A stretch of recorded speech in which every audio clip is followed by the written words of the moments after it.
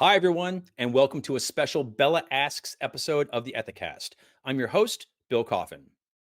As longtime members of the Business Ethics Leadership Alliance, or BELA, know, we offer a special concierge service whereby BELA members who have any questions at all about ethics and compliance can send them to us, and then our internal experts will provide an answer and/or direct them to a helpful resource with more information. Some of these concierge requests are rather specific to a particular company's needs, but many of them represent broad challenges facing BELA members. That's why we're using this show to thematically respond to high level questions from the BELA community. Joining us to give those responses is BELA Chair Erica Salmon Byrne. Erica, welcome. It's great to see you again. It's great to see you again as well, Bill. Thank you so much for having me back on the show to continue having the chance to answer these questions. So the next question I have for you is from our ambassador slash ombudsman category, and it reads, "What does a great compliance champion program look like?" This is a great question, and I come across this a lot when I interview people for the magazine. So I'm dying to hear what you have to say about this. Yeah, no, thanks, Bill. It is a great question, and I want to start to answer it by starting with why to have one in the first place, because that is a question that we get asked a lot. Hey, I'm thinking about starting up this. We're starting to play around with the idea of a champion program or an ambassador program. Why should I have one? And the why behind it, which gets to the what does a good one look like, the why behind it is you and your team can't be everywhere, right? Mhm. And more to the point, you and your team shouldn't be everywhere, right? There are so many ways that making the right decision unfolds in a work environment. And if you have a well-established network of champions who are acting as role models and ethical leaders across your organization, you get the benefit of that decision making being disseminated without it necessarily coming from the compliance team.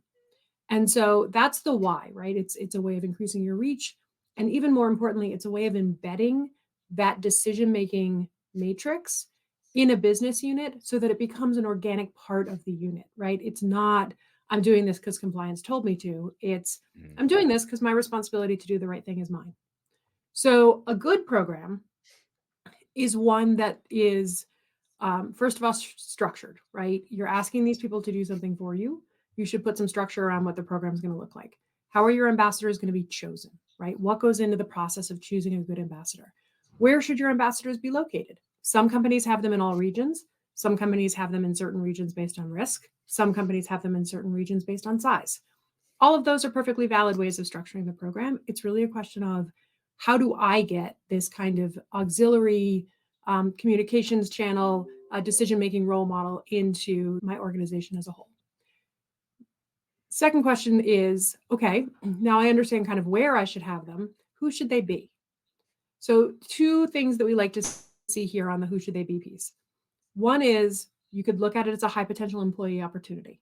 How great would it be if, in order to get promoted at your organization, one of the criteria was, have you served as a compliance champion, right? Have you served as an ethical ambassador? So getting it into that, like, this is an up and coming rising star at my company, and therefore they're going to do this, is one great way to do it.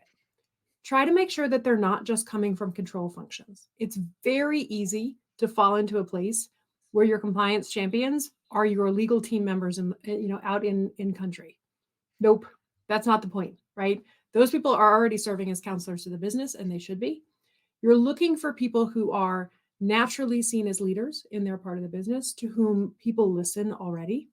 And so another thing we love to see companies doing is having employees nominate each other. Hey, Bill is a really interesting thinker who goes through his decisions out loud and shows people how he gets from point A to point B. He'd be a great compliance champion. So that's another way that you can do it. And then third piece is, what do you expect of them, right? That's the third thing to ask yourself. What am I actually going to ask these people to do? And the two most natural things for them to do are serve as a communications channel, right? So if you've got a good ambassador program across your organization, you have tools that you want them to use. They're going to be supporting the program in important ways. Give them talking points, toolkits, little videos, that sort of thing to use in their conversations with employees. These would be things that would support the broader activities of the compliance program and amplify the message. The second is to serve as a channel for questions, right? So you want people coming to your ambassadors to ask questions and to raise concerns, not for them to actually address, right? These are not investigators, but for them to be able to route them to a place where they can get the answers that they need. So those are just a couple of key criteria for what a good one looks like. Think about your why, put them in the right places for your organization, and every organization is going to be a little different on that. Think about who they are and how you're choosing them, and then what it is you're asking them to do. And Bill, we have so much data in the sphere on this. Any of the BELA members out there who are listening to this particular Ethicast, log on to the sphere, take a look at those questions. We can, tell you what your peers are doing across these areas. But this is a really powerful tool for a compliance program to use to expand and amplify its reach. And that's the reason why we love to see them.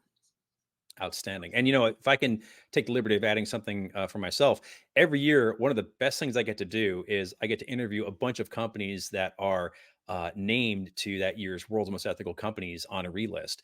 And when I do it, one of the common aspects that comes up is they almost always have really robust champion programs, and they're really excited to talk about them. And they all kind of come back to those those very points. So I would encourage anybody who wants to learn more, once you're done going through the sphere, and it's going to take you a while because there is so much good stuff in the sphere about this. Check out back issues of Ethisphere magazine. Some of the World's Most Ethical Companies deep dive interviews will offer some interesting insights on a good champion program there as well. So, well, Erica, thank you so much for coming on the show today and for answering this question and for lending us your insights and understanding to the BELA community. Absolutely, Bill. My pleasure. And to all of those BELA members out there listening to Bill and I, keep those questions coming. I'm Bill Coffin, and this has been a special BELA Asks episode of the Ethicast.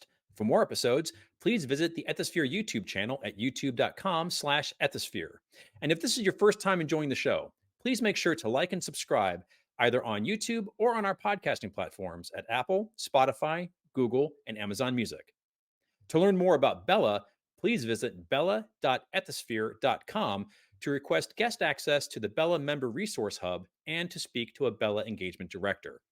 Thanks for joining us. And until next time, remember, strong ethics is good business.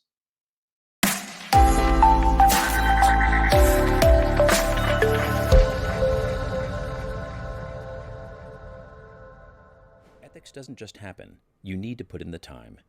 So make sure to register for the 15th Annual Global Ethics Summit, a live and virtual event in Atlanta, Georgia from April 22nd through the 24th. Save $200 by using the code ETHICAST at registration. To learn more, visit attendges.com.